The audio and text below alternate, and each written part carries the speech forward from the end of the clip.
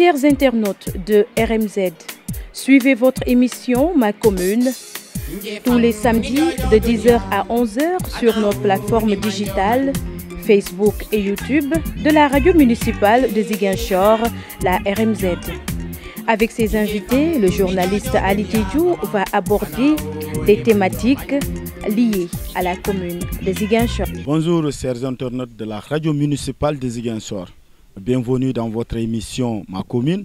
Ce numéro accueille notre ami, notre frère Hassan Diatta. Bonjour Hassan Diatta. Bonjour monsieur. Un réel plaisir pour moi de vous recevoir ici, sur ce plateau, à l'hôtel Kadiandoumagne, un espace accueillant qui montre la beauté de la commune de Ziguinchor, parce que aussi Ziguinchor est une très belle ville. Kadiandoumagne reflète la beauté de Ziguinchor. Monsieur Hassan Diatta, je voudrais dire même qui est Hassan Diatta.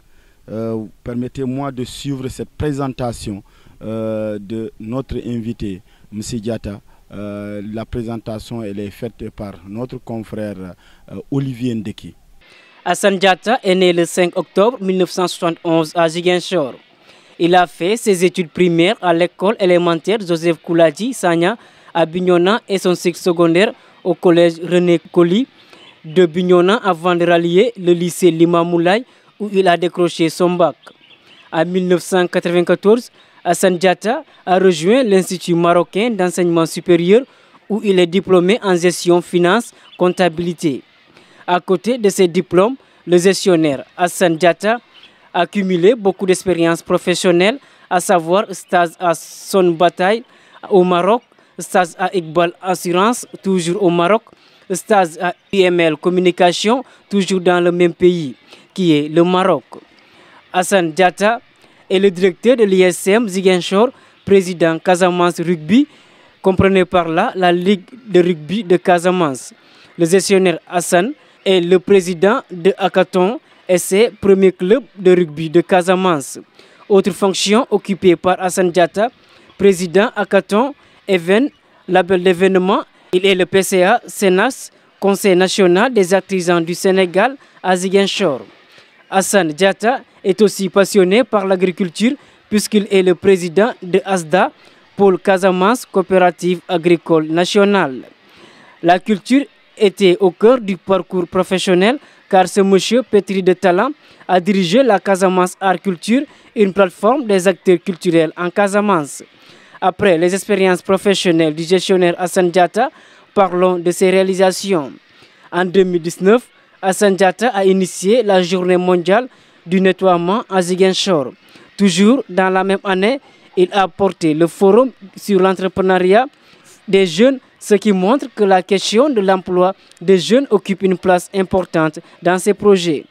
L'année suivante, je veux dire en 2020, Hassan Diatta a organisé les vendredis entrepreneuriat dénommé renforcement des capacités des entrepreneurs. Et enfin, pour finir avec les réalisations du gestionnaire Hassan Diatta en 2021, ce dernier était au cœur de la nuit des citoyens avec la plateforme de valorisation des femmes du développement. Hormis la gestion d'entreprise, Hassan Diatta a étudié la finance, la communication, la gestion des ressources humaines, l'entrepreneuriat et l'informatique. Dans ce curriculum vitae du gestionnaire Hassan Diatta, les langues ont aussi leur place comme le français très bien parlé, l'anglais bien parlé et l'espagnol assez bien. Et enfin, pour boucler, Hassan Diatta aime faire le sport. Il aime aussi passer du temps sur Internet. Et un autre point, Hassan Diatta est quelqu'un qui aime découvrir le monde, puisque le voyage fait partie de ses loisirs. C'était là le portrait du gestionnaire Hassan Diatta, l'invité de l'émission Ma Commune, une émission présentée par l'éminent journaliste Ali Diédhiou. Petit Olivier devenu grand, merci pour cette brillante présentation. Hassan Diatta, un homme multidimensionnel. Hassan, vous avez beaucoup d'énergie apparemment. Oui, si on peut le dire ainsi. C'est justement de l'abnégation. Permettez-moi de remercier en tout cas votre chaîne de télévision et de vous féliciter à vous personnellement pour cette brillante initiative. et dire que la commune de Ziguinchor, la région de Casamance, de manière générale, a besoin d'initiatives comme ça, puisqu'il faut faire parler les entrepreneurs, les acteurs, hein, de manière générale. Donc ça, je ne pouvais pas en tout cas remercier l'initiative et vous féliciter. Donc l'énergie que je trouve, c'est, comme on dit, c'est une passion. Quand vous êtes passionné d'une chose, donc très souvent vous ne voyez pas cette énergie. Voilà, mais c'est un plaisir de travailler pour Ziguinchor, de travailler pour la Casamance. Oui, Hassan Diatta, toujours accroché à sa Casamance. Je vous rappelle que cette émission, Ma Commune, est une émission de la radio municipale de Ziguinchor, de tous les samedis, de 10h à 11h. Cette émission a pour vocation de parler de ce qui concerne la commune de Ziguinchor. Donc, dans tous les domaines, nous allons parler avec les entrepreneurs, nous allons parler avec des acteurs dans tous les secteurs de la vie économique de la commune de Ziguinchor. Donc, aujourd'hui, nous avons ce plaisir de vous recevoir. Mais je voudrais dire, qu'est-ce qui explique votre engagement dans le domaine de l'entrepreneuriat? Oui, mon engagement dans le domaine de l'entrepreneuriat date de longtemps, puisque déjà étudiant à l'étranger, j'ai vu des gens entreprendre. J'ai compris que l'entrepreneuriat était vraiment la clé du développement d'une nation, du développement d'un pays. Et je me rappelle à l'époque, je disais à mes camarades, à mes amis, qu'une fois rentré au pays, je ne sais pas, je vais créer une entreprise. Peut-être elle sera une baraque, peut-être elle sera une case, peu importe. Mais une fois au pays, je vais créer mon entreprise. Et c'est comme ça, quand je suis rentré, naturellement, j'ai eu à travailler pendant 2 ans pour quelqu'un. Et après les 2 ans, j'ai décidé de m'installer pour mon propre compte ici à Ziguinchor. Voilà. Donc Hassan a eu cette expérience à l'étranger et est revenu dans son pays pour servir son pays. Oui, en fait c'est ça, c'est-à-dire c'est ça un peu l'utilité, l'importance de voyager. Quand vous voyagez, vous voyez beaucoup de choses, vous voyez beaucoup d'expériences, vous voyez beaucoup d'initiatives que des gens font. Et si ces initiatives manquent chez vous, alors je pense que ce serait bien, en tout cas, de les dupliquer chez vous. Comme on dit, les bonnes pratiques appartiennent à tout le monde. À tout le monde. Voilà, les bonnes pratiques appartiennent à tout le monde. Hassan Diatta, vous avez eu à initier le forum des jeunes. Expliquez-nous cette idée, cette initiative. Voilà, donc quand je me suis installé à Ziguinchor, c'était dans le cadre de l'Institut supérieur de commerce et de management. Puisque à l'époque déjà, moi j'étais basé à Dakar. Je venais à Ziguinchor faire un peu de business et retourner. Après, je me suis rendu compte qu'à l'époque, il y a des jeunes qui avaient le bac et qui n'étaient pas orientés. D'ailleurs, ils avaient cassé la mairie de l'époque, c'était à Yamotogne, pour protester, comme quoi ils n'étaient pas orientés. Donc du coup, je me suis dit, ce serait une belle opportunité, en tout cas, de créer un institut pour pouvoir récupérer une bonne partie de ces jeunes-là. Alors, on a fait le chemin avec des amis, ils m'ont confié la direction de l'institut. Donc, en travaillant ici à Ziguinchor, j'ai remarqué qu'il y a un déficit d'entrepreneuriat, que les jeunes à Ziguinchor n'entreprennent pas, ça c'est le premier constat. Que deuxièmement, ceux qui entreprennent, entre eux, il n'y a pas de synergie. C'est-à-dire que moi, je ne sais pas ce que fait l'autre. Je vais vous donner juste un petit exemple. Moi, il m'arrivait avant d'aller jusqu'à Dakar, amener un informaticien. Je lui paye le transport, je lui loge, je lui nourris. Ensuite, je lui paye la prestation. Pour venir prester dans une petite entreprise comme la mienne, vous voyez, ce n'est pas facile. C'est pas facile. Voilà. Alors, mais entre-temps, j'ai rencontré un informaticien, donc toutes ces dépenses que je faisais, transport, nourriture, etc., donc je ne les faisais plus. Alors je me suis dit, moi, le calvaire que je vivais, peut-être qu'il y a d'autres jeunes entrepreneurs qui vivent ce même calvaire, faute de synergie. Parce que tout simplement, ils ne savent pas qu'à côté, il y a quelqu'un qui peut m'offrir tel service. Parce que quand vous ne savez pas qu'à côté, il y a un autre jeune qui peut vous offrir tel service, vous êtes forcément tenté d'aller chercher ailleurs. Et du coup, j'ai dit, il faut faire un événement, il faut faire quelque chose pour essayer de fédérer tous ces jeunes entrepreneurs dans le numérique, dans l'informatique, dans la formation, peu importe le domaine, pour créer un grand forum en Casamance, qu'on va appeler le forum des petites et moyennes entreprises, pour que les jeunes viennent. Et entre nous, il y aura des synergies. Et entre nous, on va savoir qui fait quoi, qui ne fait pas quoi, qui a besoin d'aide sur tel domaine, et on va échanger sur des thématiques assez intéressantes, sur la création d'entreprises, sur le business model Canva, sur la recherche de partenariats, comment développer son carnet d'adresses, etc., etc. Donc voilà du coup comment est né ce forum. Et donc ce forum était arrivé à un moment où, au niveau de la jeunesse, en tout cas, il y avait beaucoup de déperdition, parce que si on fait le constat, on voit des jeunes qui quittent la Casamance, qui vont à Dakar, à Mboro, pour être des ouvriers agricoles. Alors que nous, en Casamance, on a de bonnes terres, des terres fertiles. Et parfois, l'eau, il y a des endroits où vous avez l'eau à 2 mètres. Donc, on a l'eau à 2 mètres, des terres fertiles, mais on laisse tout ça pour aller à Mboro, aller travailler comme ouvrier de quelqu'un. Vous voyez, c'est un paradoxe. Ouais. Tout simplement parce que les gens ne savent pas qu'ils peuvent entreprendre et s'épanouir. Donc, la deuxième chose, c'est qu'on voit des jeunes qui quittent la Casamance, ils vont à Dakar. Ils sont quoi? Ils sont des gardiens, ils sont des vigiles, quoi. Parce que c'est triste, mais quand vous allez à Dakar, les vigiles, sur 80%, c'est des jeunes ou des gens de Casamance. Alors qu'il y a des terres, et malheureusement, il y en a qui prennent la route du désert, tout ça parce qu'il n'y a pas d'entrepreneuriat. Parce que quand vous n'avez pas d'occupation, malheureusement, vous êtes tenté par d'autres voies qui, très souvent, ne sont pas les meilleures. Donc, on a dit que ce forum-là, vraiment, était venu à son heure, parce que ça permettait aux gens, au moins, de savoir qu'on peut rester là, on peut entreprendre. Nous qui sommes là, ce n'est pas parce qu'on gagne des milliards, c'est pas parce que, voilà, mais on entreprend, on joue notre rôle, en tout cas, dans le développement de cette région, dans le développement de la commune. C'est ça. Voilà. Monsieur Diatta, vous avez initié ce forum. Maintenant, si on vous demande de tirer un bilan par rapport à ce forum sur l'entrepreneuriat des jeunes. Déjà, le fait de faire un forum sur l'entrepreneuriat des jeunes, moi je pense que c'est une première. Donc aujourd'hui, qu'est-ce que l'État dit? Emploi des jeunes, entrepreneuriat des jeunes. J'ai vu même, il y a un nouveau service qu'on a créé, Sénégal Service, tout ça pour l'entrepreneuriat des jeunes, n'est-ce pas? Et le président Macky Sall, il a fait un conseil spécial sur l'entrepreneuriat des jeunes, n'est-ce pas? C'est dire donc que c'est comme si nous, on était en avance par rapport à ça. On avait compris que pour régler le problème du chômage, le problème du sous-emploi, il fallait que les gens rentrent en tout cas dans l'entrepreneuriat. Parce que si on se réfère à ce que les statistiques disent, ils disent qu'au Sénégal, il y a près de 100 000 à 150 000 jeunes qui sortent chaque année de l'université, ou en tout cas des instituts, avec un diplôme, qui rentrent dans le marché du travail. 100 000 à 150 000. Quel est le gouvernement qui peut absorber tout ça chaque année? C'est compliqué. Donc l'entrepreneuriat, à mon avis, c'est la seule alternative à ce problème de sous-emploi, mais aussi à ce problème de chômage.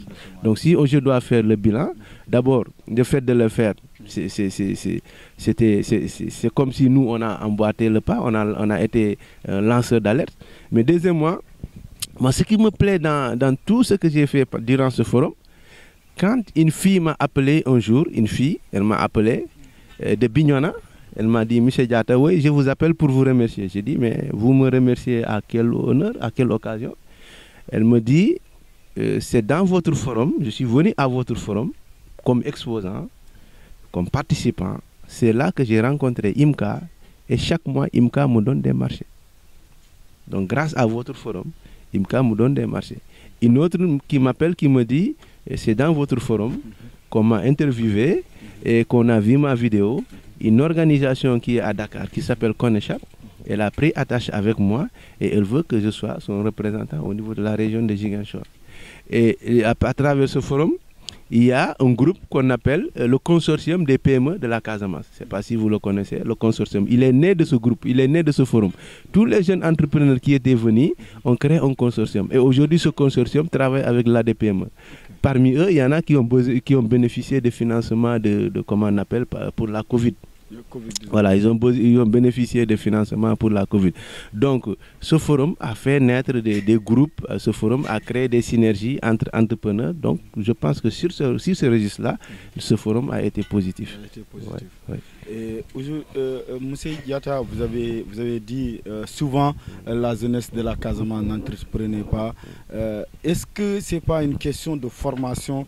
Et ce qui vous avez expliqué, vous a lancé à créer votre institut. Comment s'appelle l'institut et comment fonctionne actuellement dans le cadre de la formation? L'Institut, c'est vrai, il s'appelle l'Institut supérieur de commerce et de management. Nous sommes dans les filières du tertiaire, c'est-à-dire la gestion d'entreprise, la gestion de projets, la gestion de ressources humaines, le marketing communication. Donc nous faisons les mêmes formations du tertiaire que les autres instituts. La différence, c'est que c'est nous, des fils de Casamance, des jeunes de Casamance, qui ont initié l'Institut ici en Casamance. Et nous avons espoir qu'il va grandir et qu'il va aller à Dakar, qu'il va aller à Sédhiou, etc., etc. Comme les autres instituts ont grandi à Dakar, ils sont venus ici. Nous pensons que nous devons commencer ici et aller de l'autre côté. Vous avez parfaitement raison. Quand vous parlez d'entrepreneuriat, il y a là une question de formation. Parce que aussi, des gens ne peuvent pas entreprendre tant qu'ils n'ont pas en tout cas de la formation. La formation, elle doit être en tout cas au cœur. Et je suis heureux de voir que l'État, de plus en plus, l'État en tout cas joue un grand rôle à travers certaines structures comme, je ne veux pas faire de publicité, peut-être le 3FPT. Et je vois l'État en tout cas s'investir beaucoup dans la formation, aussi bien des jeunes, mais également d'autres corps de métier comme les artisans. Alors, et nous, quand on a fait le forum, on a vu que un forum que vous faites une fois par an ne peut pas régler la chose. Un forum que vous faites une fois par an. Vous ne pouvez pas faire un forum une fois par an, attendre l'année prochaine.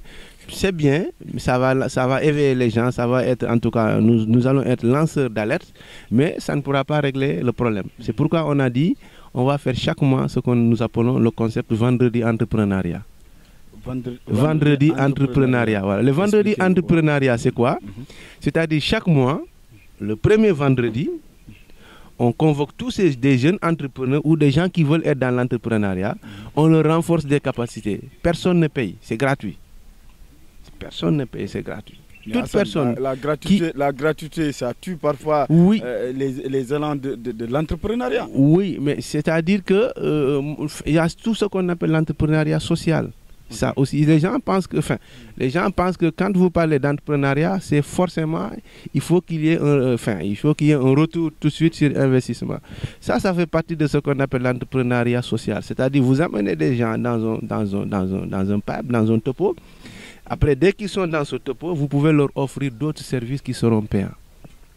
Mais à prime abord, vous ne pouvez pas offrir un service à quelqu'un qui n'a pas le B.A.B.A. Il faut lui mettre dans c'est comme, par exemple, vous prenez un menuisier, vous lui apprenez la menuiserie gratuitement. Après, vous lui dites, bon, moi, je peux vous vendre une scie, je peux vous vendre un marteau, je peux vous vendre, je ne sais pas, du bois, etc. Mais tant que lui, il n'est pas dans le pipe, voilà. Donc ça, c'est pour dire que aussi, en tant qu'entrepreneur, dans le business aussi, il faut savoir donner pour recevoir. Les gens vous disent que non, le business, c'est le business. Non, c'est faux. Il y a une grande... Tous les gens qui mettent du social dans le business, ce sont les meilleurs business. Ça, c'est pas moi qui le dis. Les business où il y a une part de social, ce sont les business qui réussissent le mieux. Il ne faut pas que les gens disent que non, le business, c'est le business, il n'y a pas de sentiment. C'est faux. Les business où il y a le sentiment, je vous le dis, ce sont les business qui prospèrent les mieux. Voilà. Donc, business aussi rime avec le social. Absolument, voilà. Absolument. Ce n'est pas pour rien que les entreprises aujourd'hui ils font de la RSE. La responsabilité sociétale, c'est quoi? C'est du social. L'entreprise, par exemple, Casamance, elle va construire une salle de classe. Et vous avez Socosim, elle va construire, je ne sais pas, elle va donner des matelas aux enfants de SOS. Elle gagne quoi? Mais comme exemple, Socosim, c'est normal. Socosim est en train de... excusez-moi. Oui, c'est des gens... on fait de la publicité. Voilà, excusez-moi. Voilà. Donc, il y a des entreprises, je ne cite pas une entreprise, mais il y a des entreprises qui polluent l'environnement. Absolument. Donc, au retour, ces entreprises aussi doivent mener des actions sociales.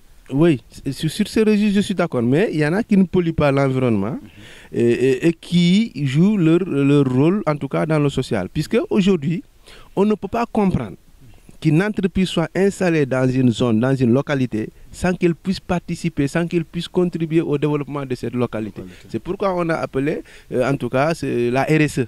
La responsabilité sociétale d'entreprise. L'entreprise, oui, elle doit être dans une localité, elle doit gagner, mais aussi elle doit contribuer au développement de cette localité. Aujourd'hui, on ne peut pas accepter, c'est inconcevable, qu'une entreprise soit installée dans une localité sans qu'elle puisse, qu'elle pollue ou qu'elle ne pollue pas. Maintenant, quand elle pollue, là c'est autre chose, elle doit donner, elle doit faire plus. Mais aujourd'hui, on attend de l'entreprise qu'elle joue un rôle, qu'elle ne vient pas, puisque l'entreprise ici, elle est dans une localité. Tout ce qu'elle gagne, cet argent, entre guillemets, ils viennent des habitants de la localité. Donc si vous venez, vous prenez l'argent, enfin, les gens achètent votre bien, votre service. Après, vous donnez quoi à la localité? Et les entreprises qui ne font pas de RSE, malheureusement, elles ne prospèrent pas. Puisque après, les populations vont se dire, tiens, et ces gens-là, ils viennent, ils gagnent l'argent, après, voilà, ils font rien pour nous. C'est mieux d'aller acheter le produit de l'autre concurrent. Voilà. Voilà, je vous rappelle que vous suivez votre émission Ma Commune. Cette émission réalisée et présentée ici à l'hôtel Kadiandoumagne. Comme je vous l'ai dit, c'est un hôtel qui reflète vraiment la beauté de la commune de Ziguinchor. Une commune que nous aimons bien, avec sa nature et tout.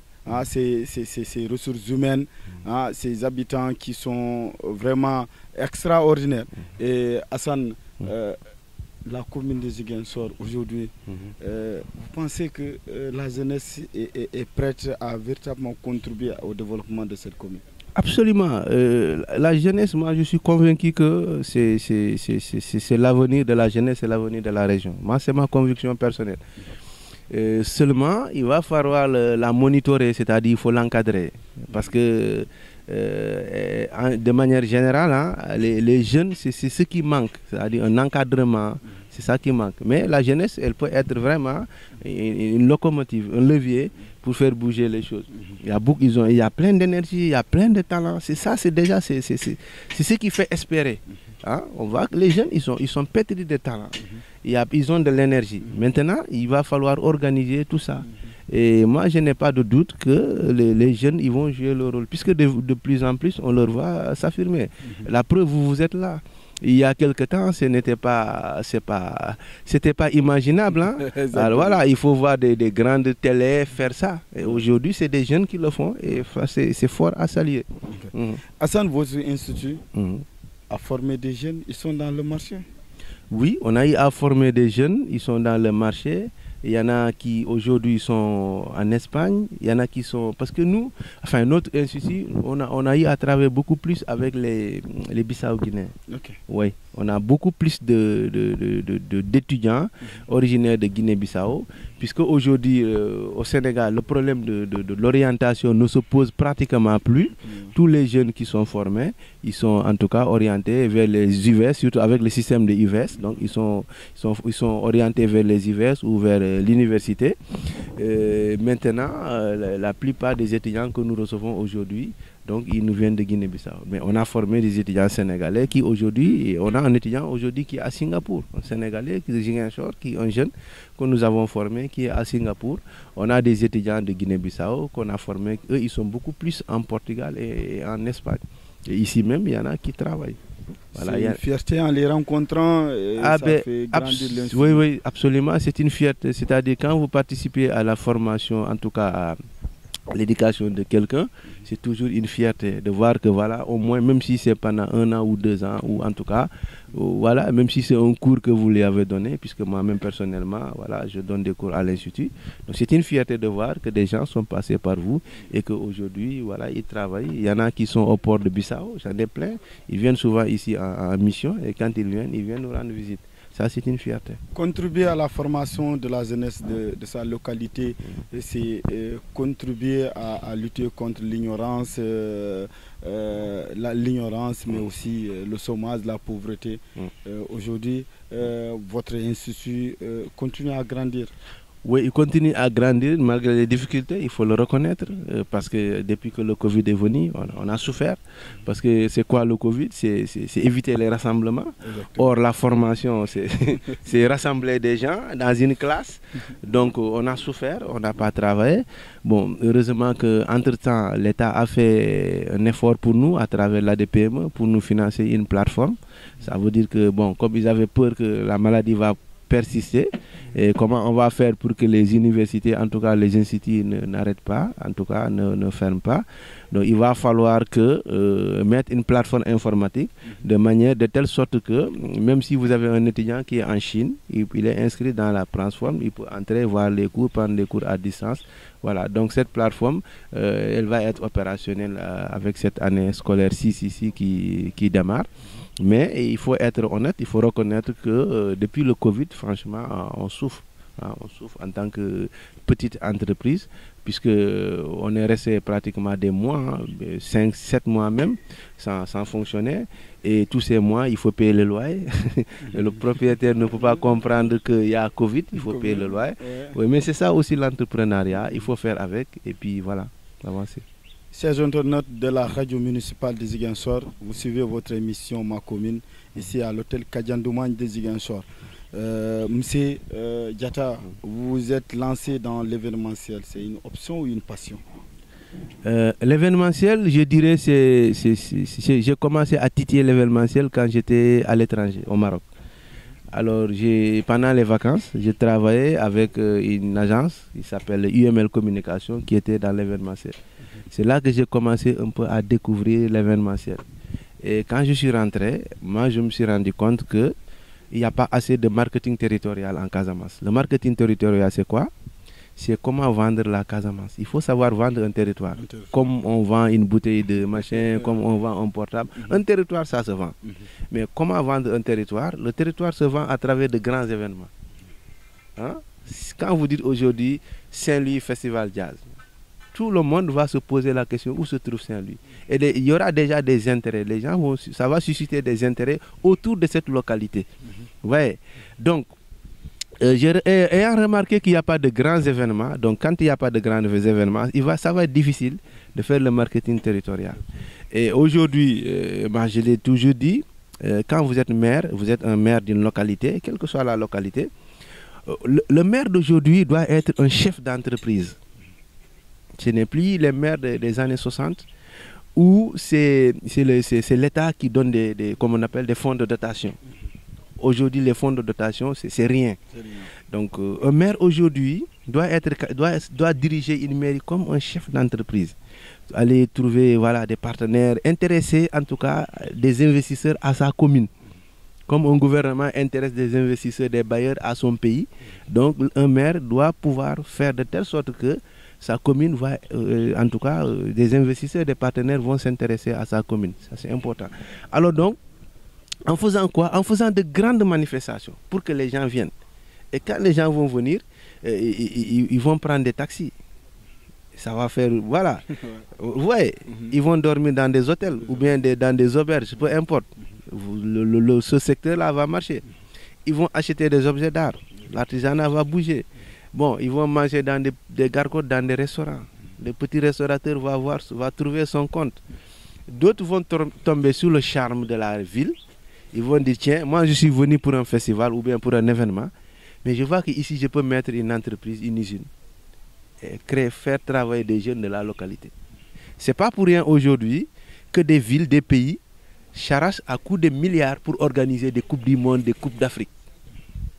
Parce que le capital, en tout cas marketing que ça va faire à la ville. Imaginez une coupe du monde, je ne sais pas, en Allemagne. Ça veut dire que pendant cette période, tout le monde va avoir les yeux rivés sur l'Allemagne. Focus sur l'Allemagne. Donc du coup, ça va faire bouger l'économie de ce pays. Donc au-delà même de la dimension sportive, n'est-ce pas, ces grands événements-là, ils ont une vocation économique. C'est ce que nous devons comprendre.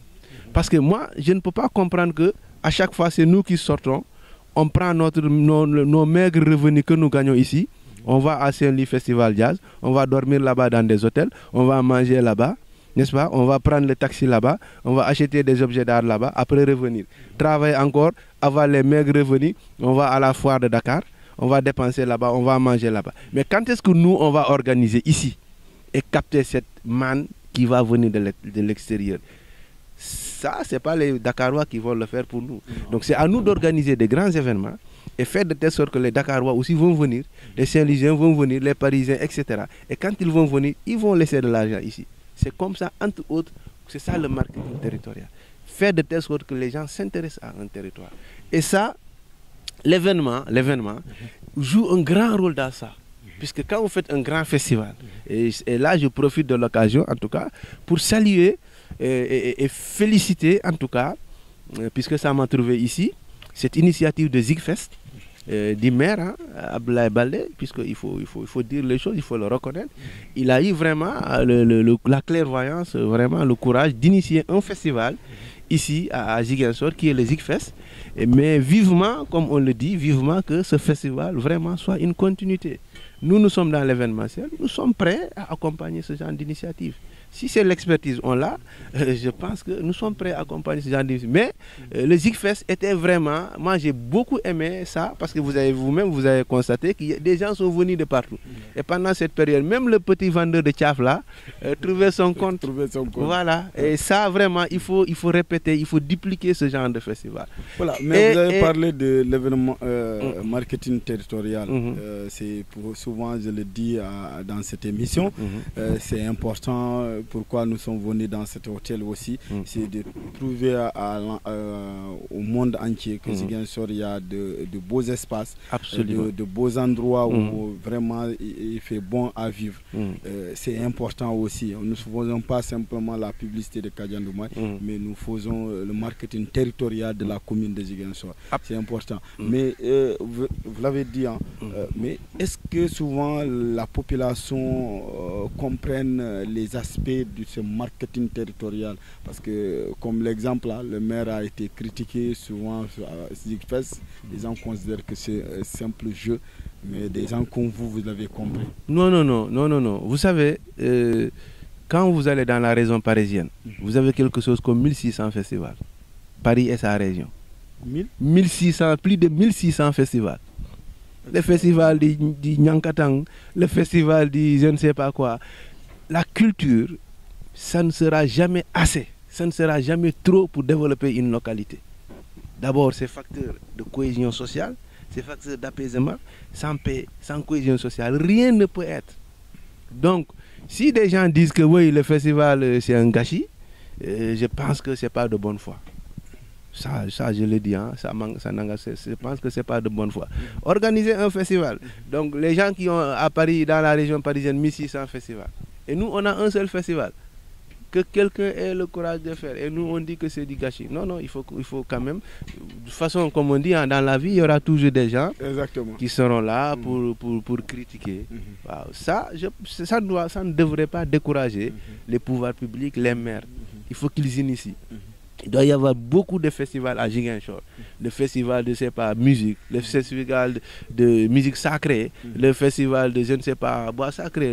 Il faut qu'il y ait beaucoup de festivals. Le festival du Konkon. Voilà, le festival de Canard.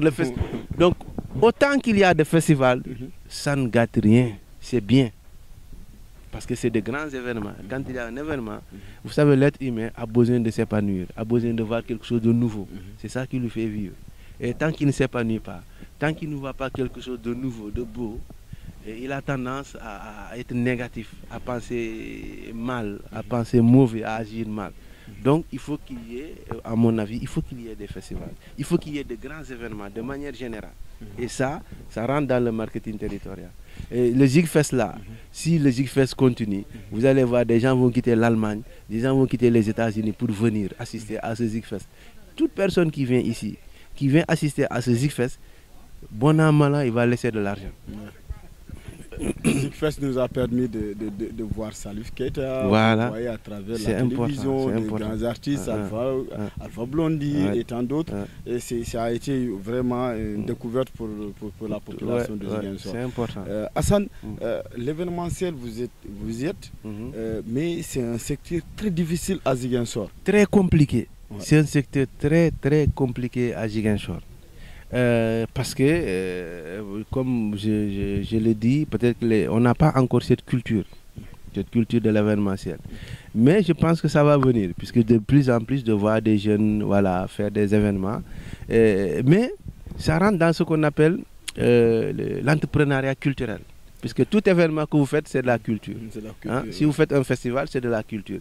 Donc vous faites, le reste, c'est comment faire pour qu'il y ait de l'animation, pour que les gens y viennent, ils se retrouvent, mais qu'on puisse également... Je suis convaincu que la culture, surtout la culture casamançaise, nous devrons beaucoup travailler dessus pour faire ce que nous appelons une industrie culturelle, pour pouvoir vendre cette culture. Nous ne devons plus être là, les acteurs culturels ne doivent plus être là pour chanter pour des miettes ou pour chanter pour le plaisir ou pour jouer pour le plaisir. Nous devons nous organiser de telle sorte que ces événements qui se passent puissent en tout cas permettre aux acteurs culturels de gagner et de s'épanouir. Quand vous faites un festival, vous faites monter des artistes. Et ces artistes, ils sont rémunérés. Vous faites intervenir des femmes qui sont dans la restauration. Elles sont rémunérées. Donc, c'est de l'économie. Ça fait tourner de l'économie. On ne vend pas une mangue par là.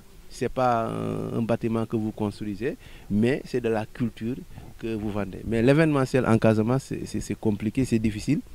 Parce que les gens, comme vous l'avez tantôt dit, que les gens ont dit que le festival de Michel le maire, le Zigfest, c'était pas bon. Parce que bon, les gens, beaucoup auraient souhaité peut-être qu'ils prennent cet argent, qu'ils le mettent ailleurs. Mais la culture, c'est ma conviction personnelle, nous devons en tout cas nous appesantir sur la culture pour faire avancer les autres. Nous n'avons que deux choses ici, la culture et l'agriculture. Ces deux leviers-là, si en tout cas ils sont bien exploités, nous pouvons changer radicalement notre pays, mais surtout la Casamance. Puisque en termes de culture, en Afrique de l'Ouest, je ne vois pas un seul pays, c'est ma conviction personnelle, qui pourrait nous rivaliser. Nous avons une culture, une richesse culturelle immense. Et comme on dit, ce que vous avez, c'est ce que vous pouvez vendre et être le meilleur. Si aujourd'hui, moi, je m'amuse en tout cas à rivaliser avec le français sur la guitare, je perds mon temps. Parce que la guitare, c'est son affaire, c'est son instrument, c'est lui qui l'a inventé. Mais le français ne peut pas concurrencer avec moi sur le concorde. Parce que c'est mon instrument. Donc c'est ça que moi, c'est sur ça que moi je dois m'appesantir pour en tout cas avoir un avantage concurrentiel. Parce que lui en ce moment, il va suivre derrière moi. Mais si je prends la guitare, je vais toujours suivre derrière lui. Quand on va à l'international, j'ai beau savoir taper le djembé. Regardez nos jeunes, nos artistes qui sont là, qui tapent le djembé. Quand ils vont à l'international, ils sont noyés par les troupes guinéennes côté bas. Parce que le djembé, c'est une imposition malinquée. Ça, c'est leur... dañ ko namp comme on dit quoi. dañ ko namp, voilà. Donc nit ki lu mu namp, yow mënoo ko ci gën a aay, c'est difficile. Donc fii di nga xew, mais boo demee quand vous êtes à l'international, vous noyez. Mais si je prends les Konkong, ça c'est pour moi. Donc ce que j'ai, c'est ce que je peux imposer aux autres. Ouais.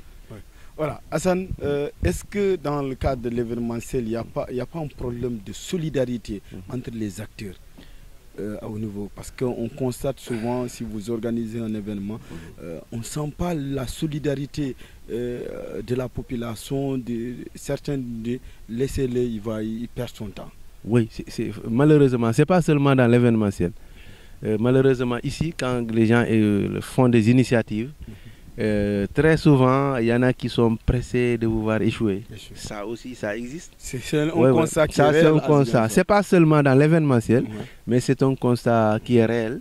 Les gens sont pressés, au lieu de vous aider, au lieu de vous soutenir, les gens sont pressés de vous voir échouer. Ça, c'est un constat. Et quand vous êtes dans un événement, après vous vous sentez, quand vous êtes dans un projet, pas seulement un événement, vous vous sentez seul. Vous vous sentez seul. Vous n'avez pas trop de solidarité autour de vous. Voilà. De plus en plus, pour les cadres, pour les hommes politiques de Casamance, il y en a qui comprennent que c'est aussi des projets de développement. C'est des projets pour faire avancer des villes, pour faire avancer des communes. Puisque tous les événements que nous avons fait ici, moi, il y a une femme elle s'appelle Béatrice Gakouba. Et elle a un réseau qui s'appelle AWAN. C'est le réseau africain des femmes qui sont dans l'entrepreneuriat agricole. C'est un réseau qui, en 2022, va faire 15 millions de membres.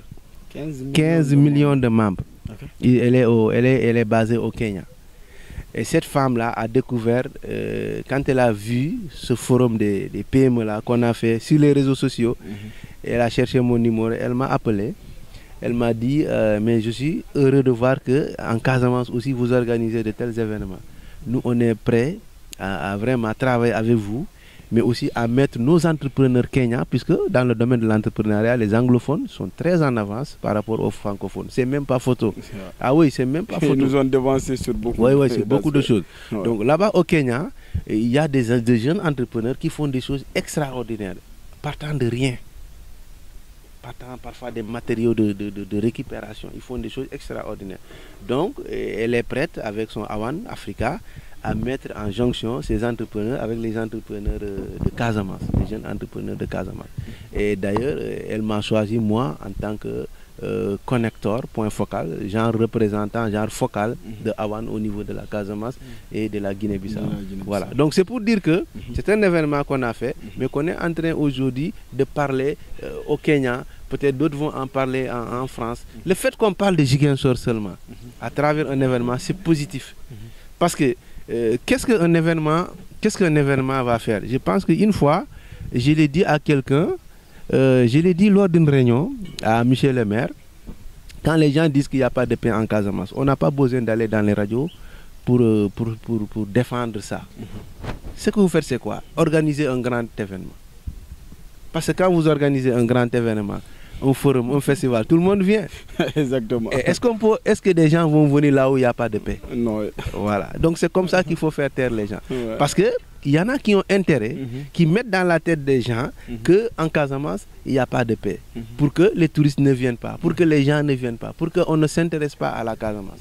Mais en faisant de grands événements, les gens vont rester en Allemagne, ils vont se dire, mais tiens, comment se fait-il que les gens disent qu'en Casamance, il n'y a pas de paix, mais regardez toute cette foule, regardez tout ce bon monde-là, des milliers de personnes sont là, mais c'est parce qu'il y a la paix. C'est parce qu'ils veulent mettre dans nos têtes que voilà, il ne faut pas aller là-bas. C'est de bonne guerre.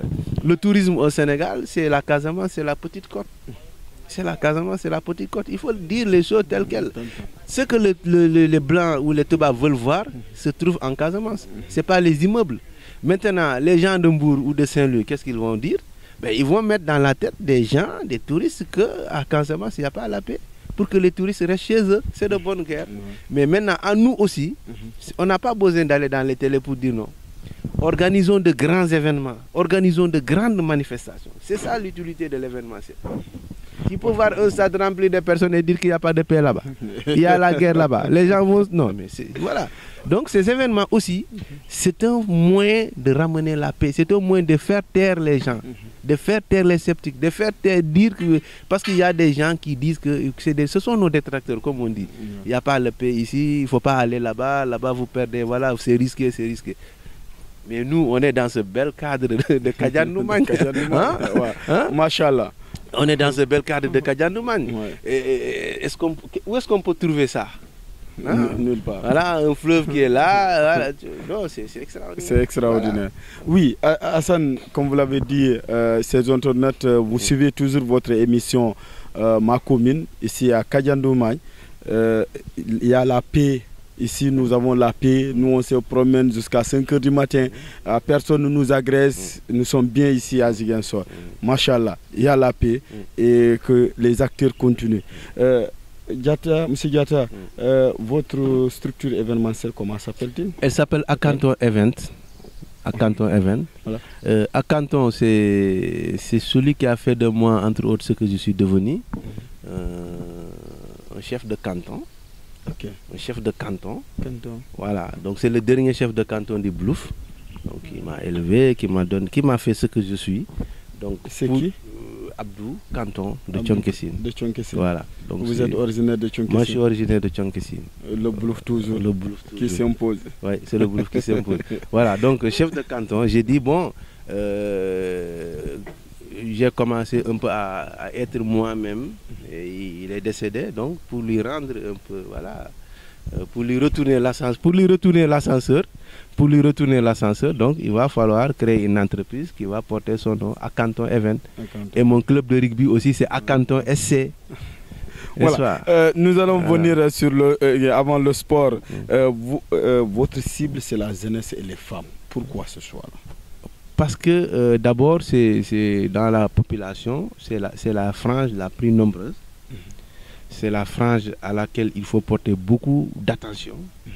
C'est une frange sensible, les femmes. C'est une frange vulnérable.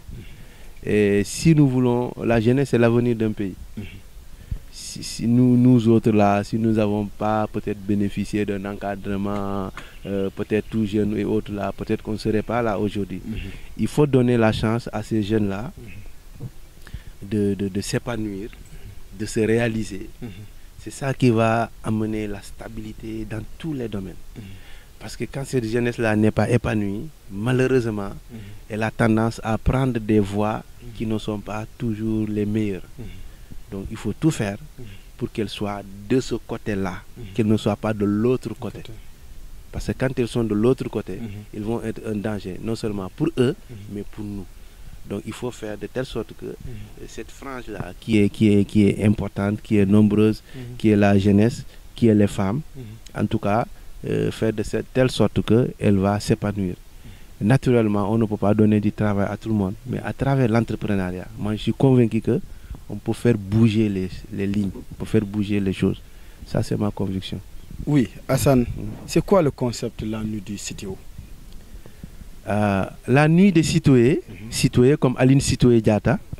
Voilà, la nuit des citoyens, l'idée est venue quand on a fait le forum des petites et moyennes entreprises de Casamance.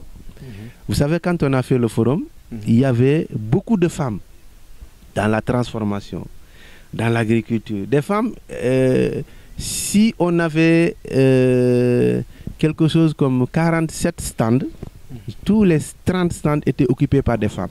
Ça, c'était le premier constat. Il y a beaucoup de femmes.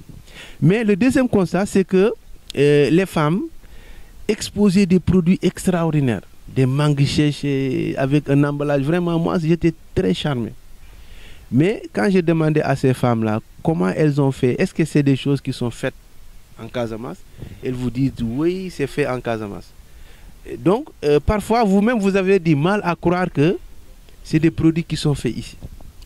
Donc je me suis rendu compte que les femmes font des choses extraordinaires. Mais quand vous discutez avec elles, vous êtes encore plus surpris. Vous discutez avec une femme, elle vous dit, ah nous, on a gagné 2 fois le prix du chef de l'État du temps de Abdoulaye Wade. 2 fois le prix du chef de l'État. D'ailleurs, la 3e fois, Abdoulaye Wade a dit non, vous serez hors compétition. Il faut laisser la chance parce que vous n'êtes pas les seules organisations de femmes du Sénégal. Il faut laisser la chance aux autres organisations de femmes des autres régions de gagner. Vous discutez avec une autre, elle vous dit que nous, on a été en France, on a gagné un prix. Une autre vous dit, nous, on a été en Espagne. Et à Bignona, il y a une dame qui était venue au forum qui m'a dit que moi, j'ai gagné un prix en Suède. Donc vous voyez, c'est extraordinaire. Vous-même, vous venez de le dire. Donc il n'y a pas de visibilité dans leurs actions. Mais maintenant, il n'y a pas de visibilité. Quel est le prix qu'elles ont gagné en Casamance, qui est vraiment digne de son nom? Quel est le prix qu'elles ont gagné en Casamance? Moi, c'est la question que j'ai posée. Vous avez gagné quoi en Casamance en termes de prix, en termes de reconnaissance? Vous avez gagné en France, c'est bon. En Espagne, c'est bon. En Suède, c'est bon. À Dakar, c'est bon. À Saint-Louis, c'est bon. Mais en Casamance, vous avez gagné quoi? Rien. Alors, la deuxième question que je me suis posée, c'est que nos mamans, nos braves femmes, n'ont rien gagné en Casamance. Est-ce que nous, les Casamancés, nos mamans, nos sœurs, ne méritent pas qu'on leur mette un grand prix? Est-ce que nos mamans ne méritent pas qu'on leur mette un grand prix qu'elles vont gagner ici? Ça, c'est la deuxième question. Nos mamans, nos sœurs, est-ce qu'elles ne méritent pas qu'on leur donne un grand prix qu'elles vont gagner ici? Ça, c'est la deuxième question. La troisième question, est-ce qu'il va falloir attendre que quelqu'un vienne de Saint-Louis pour organiser ça chez nous? Ce serait un échec. C'est pourquoi on a dit, le label a dit, il va falloir mettre un prix, organiser un grand événement que nous allons appeler la nuit des citoyens. La nuit des citoyens. Les citoyens, c'est des trophées, c'est des prix. Oui, les citoyens, c'est l'entrepreneuriat rural. Voilà. Les citoyens, c'est la paix, la recherche de paix. Les citoyens, c'est le social, les meilleures femmes qui sont dans le social. Donc, des femmes battantes comme Aline Sitoé. Des femmes battantes comme Aline Sitoé, parce qu'elle est un exemple. Le combat d'Aline Sitoé est planétaire. Le combat d'Aline Sitoé est planétaire. Il dépasse le Sénégal, il dépasse l'Afrique. Parce que quand vous allez dans les archives, le Toubab a dit, le Toubab, le blanc, le colonisateur, quand il est venu coloniser le Sénégal, il y a 2 qui lui ont tenu tête, 2. Les gens ont posé la question, c'était qui? Il a dit, c'est Cheikh Ahmadou Bamba et Aline Sitoé. Et pourtant, si vous voyez, ces 2-là n'ont pas pris l'arme. Ces 2-là n'ont pas pris d'armes. C'était un combat, peut-être, je dirais, mystique ou mystérieux, je ne sais pas. Mais vous voyez que, mais malheureusement, on ne parle pas beaucoup de cette femme. Donc, en faisant la nuit des citoyens, non seulement on va réhabiliter cette grande héroïne, cette prêtresse, cette grande héroïne de Casamance, mais aussi on va revaloriser et reconnaître le mérite des femmes qui sont dans le développement en Casamance. Et on a distribué 13 trophées. Le citoyen de la paix pour les meilleures femmes qui sont dans la recherche de paix, le citoyen de l'action sociale, qui sont les femmes dans le social, les citoyens de l'action éducative, de l'action culturelle, les citoyens de l'action sportive, dans le sport, les citoyens de l'entrepreneuriat rural, parce que les femmes du monde rural se plaignent très souvent que les choses se passent à Dakar, à Ziguinchor, ville, à Oussouy, comment on appelle ça, Kolda ville, à Sédhiou ville, mais jamais dans le Gouloumbou.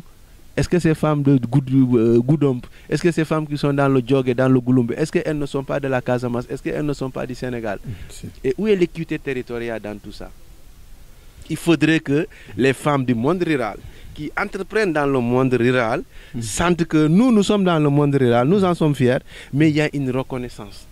Puisque notre travail est reconnu à travers un trophée qui est le citoyen du monde rural. Sinon, ce qui va se passer, c'est quoi? Quand vous êtes dans le monde rural, il n'y a pas de reconnaissance. Il n'y a pas de motivation. Les gens vont quitter le monde rural, ils vont venir dans les grandes villes. Ça va être une bombe sociale. Donc il faut que les gens, où ils sont, puissent s'épanouir localement. C'est pourquoi on a dit, on va faire un trophée. Vous ne pouvez le gagner que si vous êtes dans le monde rural. C'est-à-dire le jour que les femmes vont monter, par force, il y aura une femme du monde rural.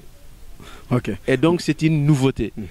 C'est une nouveauté, c'est une originalité qu'un prix récompense seulement des femmes au Sénégal. Puisque d'autres le font, mais ils récompensent des hommes et des femmes. Nous, on a dit non, ce sont les femmes seulement. Voilà, nous sommes presque à la fin de notre émission, mais nous allons permettre à M. Diatta de nous parler un peu de l'idée de la création du club rugby. Le rugby, c'est pas connu à Ziguinchor. Comment vous vous débrouillez pour créer ce club? Vous savez, moi, je suis quelqu'un qui aime les défis. Je suis allé à Dakar une année. Ça c'est clair. J'aime les défis.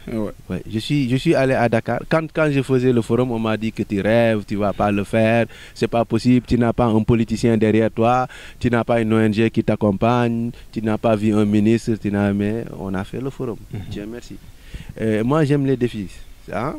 Et je suis allé à Dakar, je voulais amener le rugby en Casamance parce que j'ai vu que d'abord c'est un sport où personne n'est. Voilà. Et quand je suis arrivé, on m'a dit qu'il y a des gens qui s'activaient dans le rugby ici. Je suis revenu, j'ai pris leur contact, on a échangé. Une année, la deuxième année, ils ont décidé de me confier la direction du rugby. Donc c'est un peu comme ça. On a commencé à travailler, à développer le rugby. Et à un moment, c'était bien, puisqu'on avait même mis le rugby dans les forces de défense et de sécurité, c'est-à-dire la gendarmerie, la police, l'armée et les pompiers. C'est nous qui avions organisé le premier trophée ici en Casamance des forces de défense et de sécurité. Bon, malheureusement, les forces de défense et de sécurité sont encore quand même assez... C'est difficile de travailler avec eux dans la mesure où ils sont mobiles, c'est-à-dire que voilà, vous constituez une équipe, un mois après on affecte d'autres, ouais, c'est difficile quoi. C'est un corps qui bouge beaucoup. Voilà. Et aussi quand il y a souvent des problèmes, c'est des gens qui sont sur le terrain. Donc on n'a pas pu en tout cas continuer, mais on va voir comment on va ramener en tout cas cette compétition qui était vraiment une première. Et d'ailleurs la Fédé a salué ça. Et le rugby, je me suis dit, bon, moi je suis dans la fédération, je représente la fédération au niveau régional. Ça c'est juste un poste, après peut-être je vais partir, parce que nul n'est éternel, je vais partir. Mais le jour que je vais quitter mon poste, je vais faire quoi, puisque j'aime le rugby? J'ai dit, j'ai créé le premier club. Le premier club, il s'appelle Akanton SC, Akanton Sporting Club. Donc j'ai créé le premier club. On n'a pas de coach, on n'a pas d'argent, on n'a pas de coach pour entraîner le club. Comme je suis formé, j'ai mon diplôme, hein? Donc j'entraîne le club. Donc c'est ce qui fait que moi, si vous voulez me voir, si ce n'est pas mon boulot, c'est le terrain. C'est difficile de me voir ailleurs. Maintenant, quand j'ai des événements, on peut me voir un peu partout en ville. Mais à part ça, si vous voulez me voir, c'est à mon travail, à mon bureau. Après ça, le soir, c'est aux entraînements, au terrain Nema. C'est là que j'ai vraiment cette passion du rugby. Dieu merci, nous avons formé des jeunes, 2 jeunes. L'un est aujourd'hui en France, l'un il est en Espagne. Il joue en rugby en France, en Europe. Ils ne sont pas dans le top, dans l'élite, mais ils sont en fédéral 3, l'équivalent là-bas, fédéral 2, l'équivalent peut-être de la 3e division là-bas, mais qui gagnent, qui aident leurs parents. L'autre d'ailleurs, la dernière fois quand j'ai échangé avec lui, il m'a dit qu'il est en chantier de construction ici, de sa maison ici. Un jeune qui est formé ici, qui n'est jamais parti à Dakar se former, c'est ici qu'il est formé. Donc c'est pour dire que c'est possible. Il suffit d'y croire. L'autre, il est en Espagne, il fait du rugby, il gagne, il aide ses parents. On a formé des jeunes cette année-là, on a présélectionné 3 de nos jeunes en équipe nationale U20, ici, qui sont formés ici localement. Donc c'est dire que c'est un sport qui est là, certes, développer le rugby au Sénégal, ça c'est un constat que la fédération a fait, c'est difficile. Mais nous, la Casamance, nous avons l'un des meilleurs potentiels, notamment la zone de Moulin-Poussoui, puisque là-bas les jeunes, ils luttent. Or, quand vous luttez, vous avez toutes les prédispositions pour faire du rugby, parce que c'est un sport de contact. Voilà. Hassan Diatta, toujours avec ses perles, c'est un style ou bien... Ça, c'est un héritage. Un héritage. Voilà, peut-être que ça, c'est plus vieux que moi. Ouais. Un héritage, voilà. C'est un héritage. Voilà, peut-être qu'un jour, je vais le donner à mon fils. Il était à mon parent, il était à mon arrière-grand-parent. Okay. Aujourd'hui, il est avec moi. Ouais. Voilà, donc, c'est pas à vendre. Il y a tous les jours, des femmes m'interpellent. Ouais. Est-ce que vous vendez ce collier? C'est pas à vendre. Et maintenant, il est dans moi-même. Une fierté de porter ça. Très fier. Aucun complexe. Toujours ancré dans ses racines de la Casamance. Ancré dans mes racines. Je n'ai aucun complexe avec ça. Ça, je le dis, voilà. Et c'est tellement dans moi que quand je sors, quand je ne l'ai pas, hier, j'étais sorti. J'avais un rendez-vous, je suis sorti précipitamment, c'est juste une anecdote, je l'ai oublié, mais après le rendez-vous, j'étais obligé de retourner à la maison pour le reprendre. Voilà. Hassan Diatta, et puis aussi, comme je suis acteur culturel, ça fait aussi art, ça fait aussi... C'est de l'art. Voilà, je pensais que c'était de l'art, mais je ne savais pas que c'était aussi ancré dans votre famille. C'est la famille. Hassan, la radio municipale vous remercie d'avoir accepté cette invitation. C'est moi qui vous remercie et comme je l'ai fait à l'entame en tout cas de cette émission, moi je salue ce genre d'initiative. Je voudrais vraiment que ce genre d'initiative se décuple. Au-delà de moi, il y a d'autres entrepreneurs, il y a d'autres acteurs culturels qui ont besoin de parler. C'est important. C'est important. Et ça fait partie aussi de... Vous êtes en train de jouer votre rôle dans le développement de cette commune, dans le développement, dans le marketing territorial et dans le développement de la Casamance. Vivement que ce genre d'initiative se multiplie. Personnellement, avec mon label, j'ai lancé à Canton TV. Ce n'est pas trop actif, voilà, mais nous avons des émissions, pas exactement de ce format, voilà, pour mettre en avant les acteurs qui sont dans le développement. Je pense que le moment venu, on viendra vous voir, puisque ce n'est pas une rivalité, mais moi je pense que ça doit être une complémentarité. Déjà, vous avez une expérience, en avance sur nous, vous avez une expérience. Donc je pense que ce serait bien qu'on vienne s'inspirer. Voilà, ça ne pourra jamais être une rivalité. Ne voyons pas les choses en rival, mais voyons les choses en synergie, en complémentarité. C'est très important. Mais je suis très heureux en tout cas d'être l'invité de cette émission et de souhaiter vraiment un plein succès à votre radio, un plein succès à vous tous, vos caméramans, tout ça. Voilà, je vous remercie. J'ai vu depuis hier les appels, voilà, l'énergie, l'engouement, tout ça. Je sais que vous faites la chose avec professionnalisme, mais vous le faites avec amour. Et ça, c'est très important. Merci à Hassan Diatta. Tout un honneur de vous recevoir sur ce plateau de la radio municipale de Ziguinchor, cette émission Ma Commune, une émission qui de tous les samedis de 10h à 11h. Je remercie tous mes remerciements à l'administration et au personnel de l'hôtel Kadiandoumane, cet hôtel qui nous a permis de réaliser et de présenter cette émission Ma Commune. Et nous avons reçu un entrepreneur, un digne fils de la Casamance, engagé pour le développement de la commune de Ziguinchor, mais au-delà de toute la Casamance et le Sénégal entier. En tout cas, nous encourageons toute la jeunesse de cette localité de Ziguinchor de s'engager pour le développement de notre commune.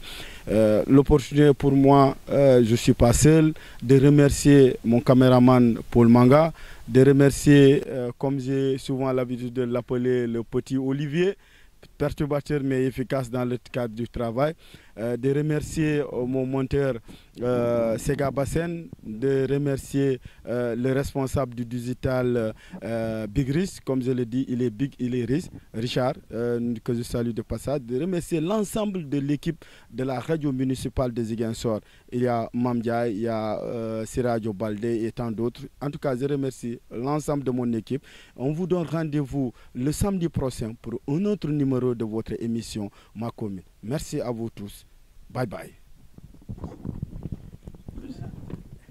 Chers internautes de RMZ, suivez votre émission Ma Commune tous les samedis de 10h à 11h sur nos plateformes digitales Facebook et YouTube de la radio municipale de Ziguinchor, la RMZ. Avec ses invités, le journaliste Ali Tidjou va aborder des thématiques liées à la commune de Ziguinchor.